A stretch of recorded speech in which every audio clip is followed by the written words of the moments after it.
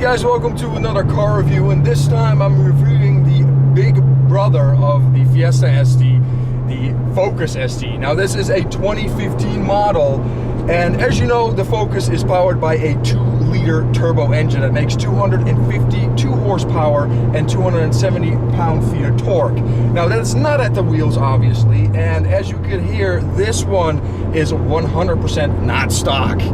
It makes a whopping 253 horsepower at the wheels and 330 pound-feet of torque. These brakes are pretty good as well.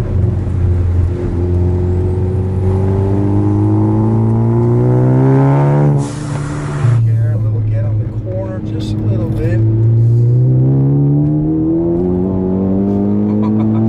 I feel the front tires fighting for grip right now. Those torques are definitely there. Seat of the pants feel is just absolutely amazing. Yeah, 6 gear, quiet things down. Now, similar RPM as the Fiesta ST, just over 2 grand at 60. Not too bad. Now, this Cobb exhaust gets loud, but as you can hear right now, slightly in incline, there's no drone. That's pretty good. Another traffic light.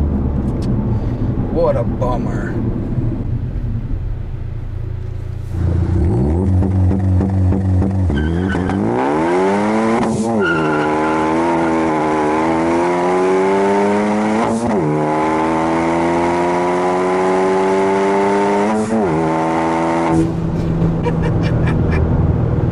Well, this is insane.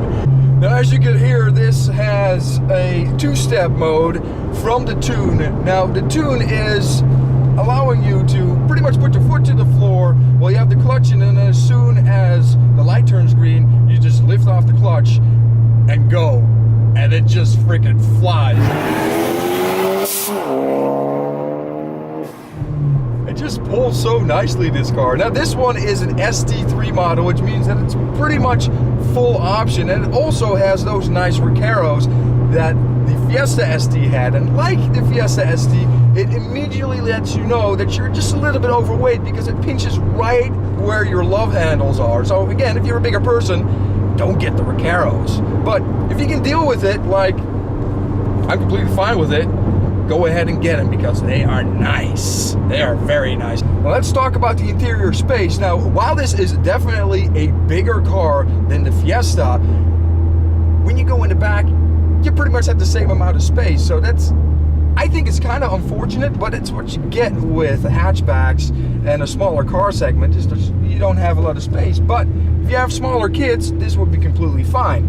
Another thing that obviously comes with a hatchback is that immense space that you have in the back. You can put a ton of stuff back there. And obviously the seats in the back also fold down, so you get way more space that way as well. And that's what I love about hatchbacks versus sedans, that you just have that much more room and that much more versatility than you would in a regular sedan. As far as the exterior styling, this is updated version versus the original that came out in 2012. So you get a completely new front bumper, completely new rear bumper, and headlights are also different. It makes it kind of more streamlined to me. The previous version kind of looked more bulkier, and I didn't really like the intake mouth as much. This is a whole lot better. Now, what is done completely to this car, because it's a whole list and I can't remember it all. It's a Cobb 3-inch catted downpipe. It's a Cobb full exhaust system. It's Cobb third motor mount, Cobb drop-in filter, levels front mount intercooler. So basically every bolt-on you can put on. No intake was done on the car. It's a stock intake. Has plenty of airflow for what it's running. There was no need to change it, and it's just money well saved on not really gaining anything if you don't need the airflow. Of course, the tune by Stratified really puts all the bolt-on parts together. I think it's very, very well sorted out. You know, the only downside that you have with a car that has that much power on the front wheels is you get that massive, massive torque steer. I mean, it is there, and it's there quite noticeably. But if you know how to handle it, there's no real issue there.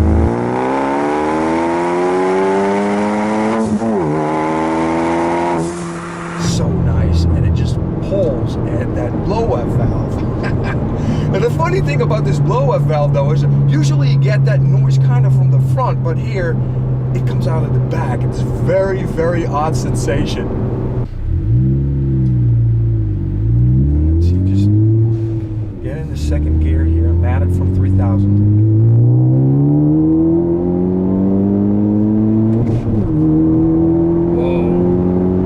Impressive. I don't know if you can hear it, but it actually barked the tires in third gear. That is cool. That is cool. And these brakes are just phenomenal. I just can't get over them. Now, while we're here at the light, I'm going to talk about the interior real quick.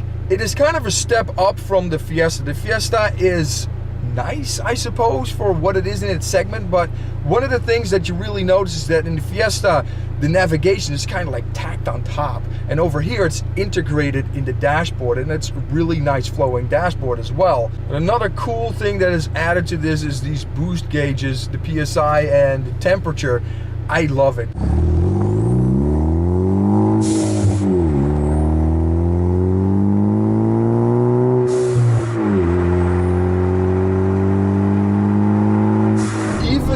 I am shifting at 3,000 RPM, you still hear that boost. Just bleed off there.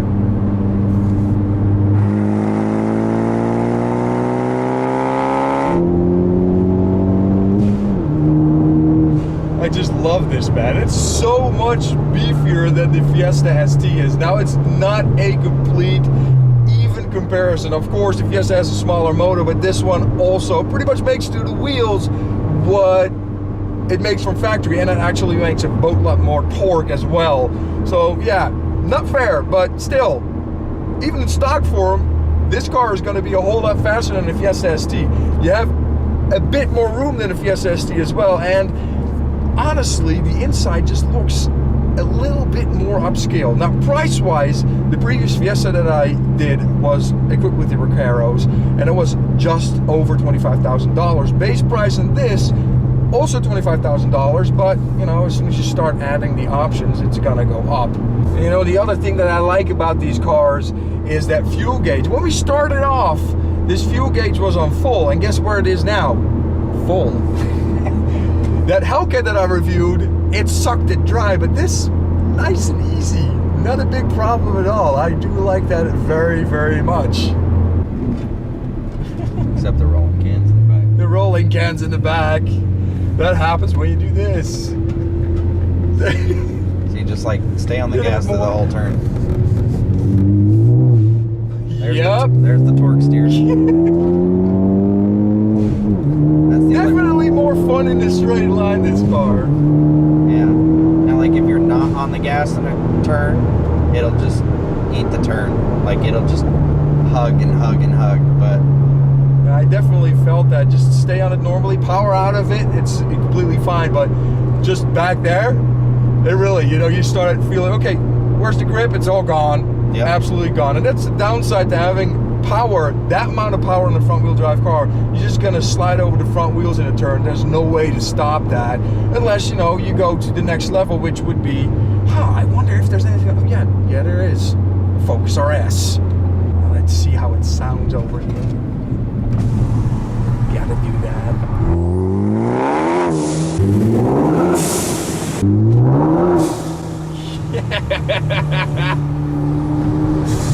I gotta love that.